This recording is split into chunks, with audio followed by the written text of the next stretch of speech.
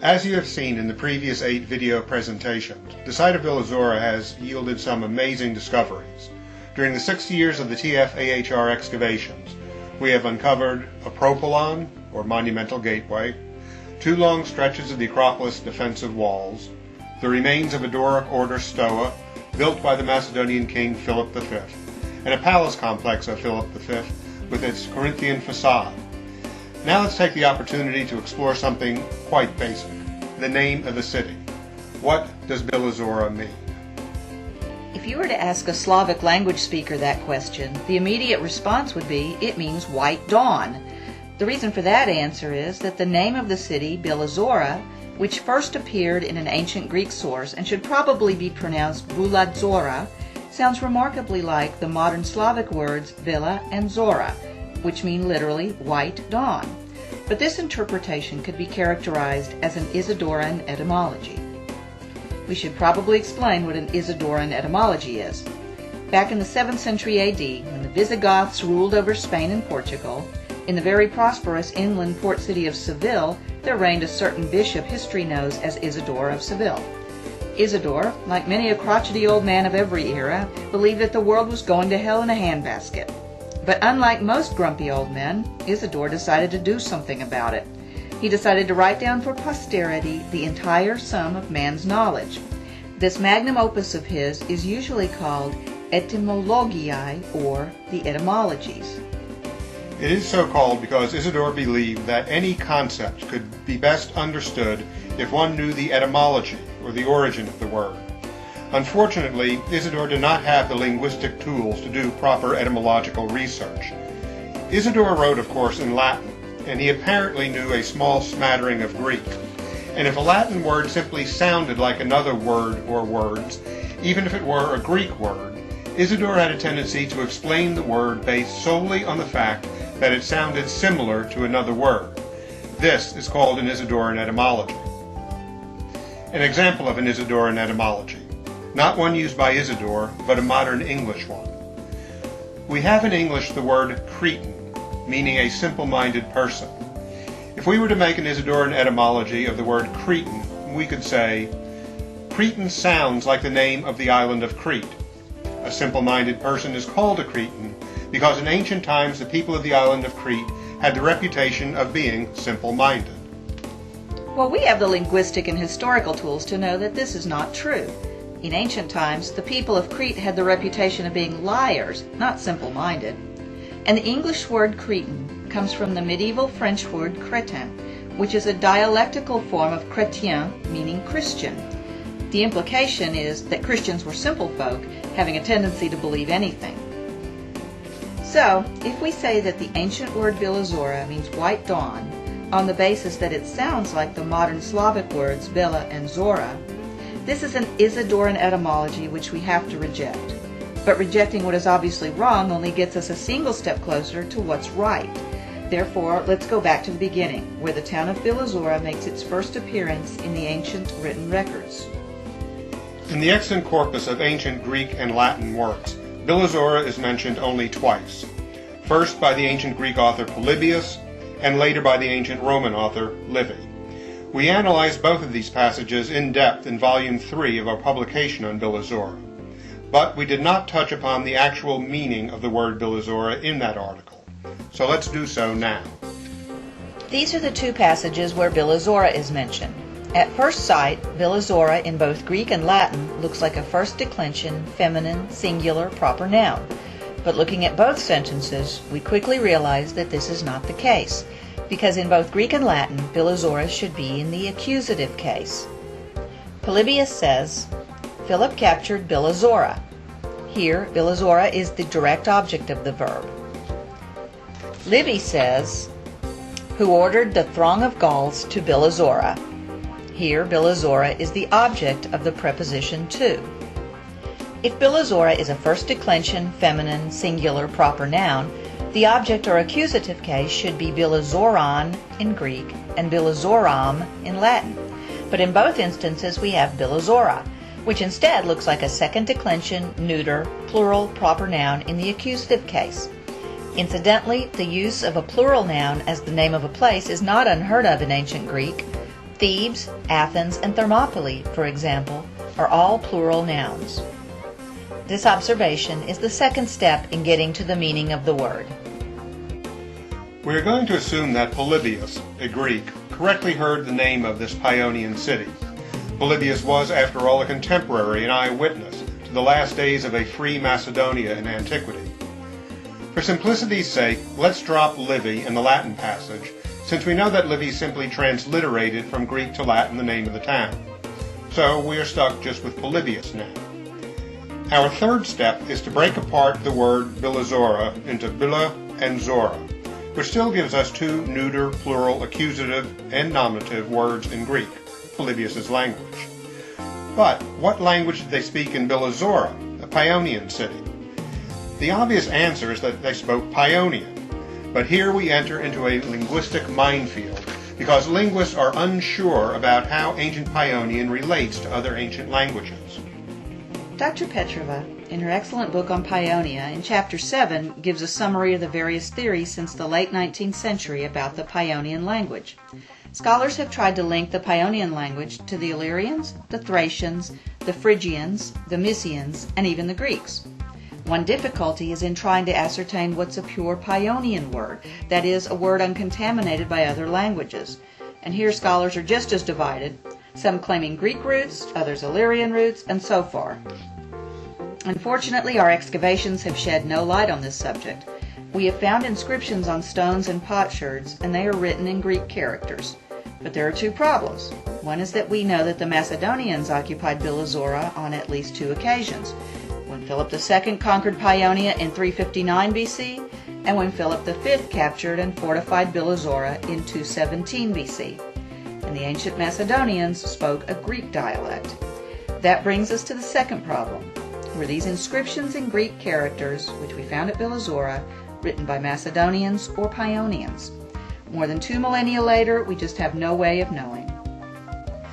As we continue to explore the meaning of the word Bylazora, let's proceed on the assumption that the ancient Paeonian language was a dialect of Greek.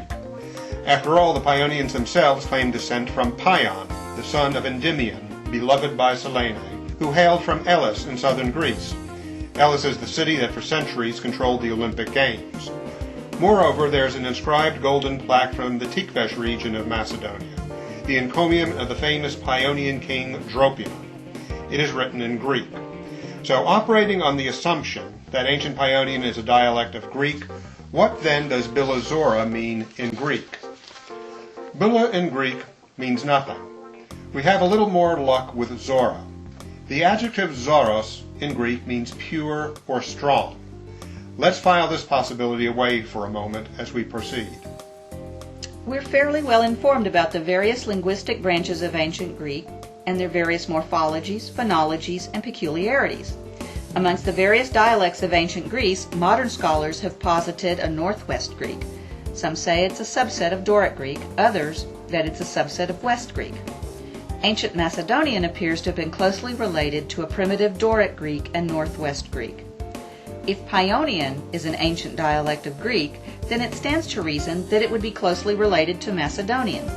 After all, the Paeonians and Macedonians lived side by side, inhabiting and fighting for the same land, the Axius River watershed. Might ancient Paeonian then exhibit some of the same linguistic traits as ancient Macedonian if both are Northwest Greek dialects? Let's go on the assumption that it does, and again, we must stress this is an assumption. In Alexandria, in the days of the Great Library, there was an intense interest in the Macedonian dialect of Greek. The reason was that the Alexandrian scholars, believing that Macedonian Greek was a very primitive form of Greek, thought that studying Macedonian Greek might elucidate some of the more obscure passages in Homer. So, much of our information about ancient Macedonian Greek comes from Alexandria. What if some of the peculiarities of ancient Macedonian might also apply to ancient Paeonian? The Alexandrian scholars noted that the ancient Macedonians had a habit of pronouncing their phs as betas. This suggests another derivation for Bilazora. The Macedonian Paeonian bula may be the equivalent, in Attic Greek, of phula. Phula would be the neuter, nominative, and accusative plural of phula, which means a race or a tribe. Bylazora, pronounced as Bylazora by the Paeonians, would then refer to the tribes of the area. But now we must try to explain how Zora, presumably an adjective, might be describing Bula. The adjective zoros, remember, means strong. So we have Bylazora, pronounced as Bylazora by the Paionians, meaning then the strong tribes. This seems a neat solution, but there's a big problem. Zoros, as far as the extant Greek sources are concerned, is used only in reference to drink and drugs. It means strong in the sense of pure or undiluted, as in strong or pure or undiluted wine, or strong or pure or undiluted drugs. This makes it highly unlikely that it could have been used in the sense of physically strong or sturdy tribes. However, there's another possibility we might explore. Plutarch, who served as priest of Apollo at Delphi in the 2nd century AD, made a passing reference in his Moralia to the fact that the people of Delphi, who spoke a version of Northwest Greek, had a propensity to pronounce their pies as betas, in which case the name Polybius heard as Bylazora might actually be the Paeonian pronunciation of Pulazora. Pula might be the Doric or Northwest Greek for the Attic pule, meaning the gate. But there are two problems. The first is that pula, bula, would not be in the accusative case, but in the nominative case. And we thought that in both Polybius and Livy, Bilazora was a neuter accusative plural. The second is that we still do not have a good explanation for the Zora part of Bilazora. Let's deal with the declension problem first. Although both passages require that Bilazora be in the accusative, there's no steadfast rule in either Greek or Latin that place names be declined. In some cases they were, in some cases they weren't, especially with regard to foreign names. Polybius may well have heard the Paeonian name Bylazora correctly, but chose not to decline it because it sounded foreign to him. That would explain a nominative case for Bilazora. Then there is the Zoros problem. Let's abandon the meaning of strong, pure, or undiluted for Zoros and look at another possibility. Homer, in the Iliad, twice uses the word pula oros, meaning the gatekeeper. Liddell and Scott Greek Dictionary traces pula oros back to this etymology. If this etymological reconstruction is accurate, and it has to be said that this etymology is unique to Liddell and Scott and not found in other etymological dictionaries, then Bilazora could mean the gatekeeper. That would be an excellent name for the city.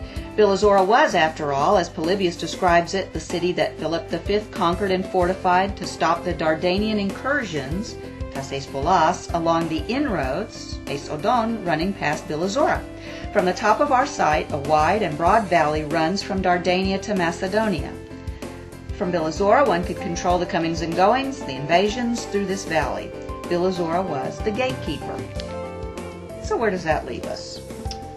Number 1. We can reject with certainty the meaning of white dawn for Bilazora.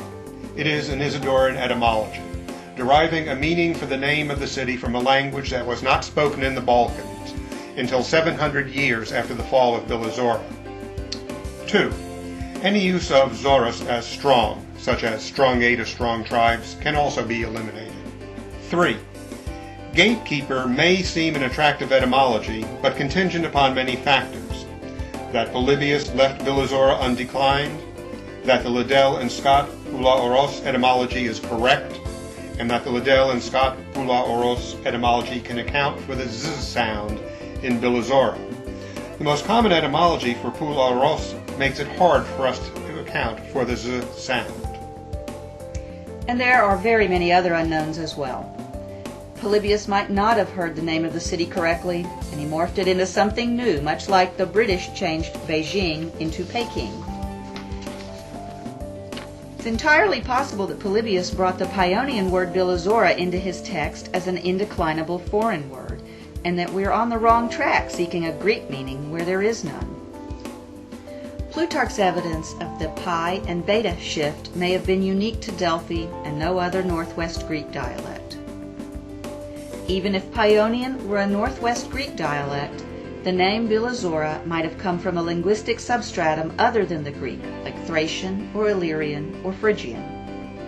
In the end, too little is known of the ancient Paeonian language to know for certain what its relationship to the ancient Greek dialects might have been. We may ourselves be guilty of our own Isidoran etymologizing, splitting the name Bylazora into Bila plus Zora, a noun plus an adjective, and then attempting to discover what these words might signify in Greek. So, we sign off leaving you with these possibilities. We invite you to post any suggestions or theories about the origin of the name Bilazora.